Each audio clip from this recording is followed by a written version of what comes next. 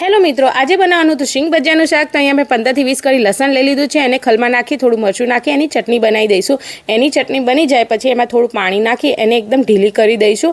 પછી અહીંયા મેં એક કઢાઈ લઈ લીધી છે. એમાં તેલ નાખીશું અને તેલમાં જીરાનો વઘાર કરીશું. સહેજ નાખીશું હિંગ. પછી જે ચટણી તૈયાર કરી હતી એ નાખી દઈશું.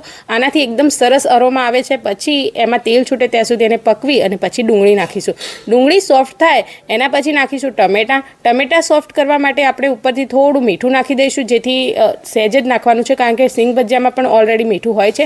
પછી આ રીતે ચમચાની મદદથી પ્રેસ કરી દઈશું ટમેટાને. રેગ્યુલર મસાલા મરચું ઓછું લાગે તો મરચું પણ નાખીશું.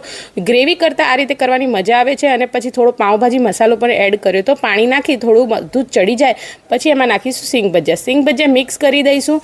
સિંગ ભજીયા પાણી પી જશે એટલે તમે સહેજ કરી પાણી એડ કરતા રહેજો જ્યાં સુધી લચકા પડતું શાક ના થાય. તમે છાશથી પણ આ વઘારી શકો છો. કોથમીર નાખી જો એકદમ સરસ ટેસ્ટી શાક બન્યું હતું. આને તમે પરાઠા સાથે અથવા બ્રેડ સાથે એન્જોય કરી શકો છો. તમે રિએક્શન જોઈ શકો છો, એકદમ સરસ બન્યું હતું.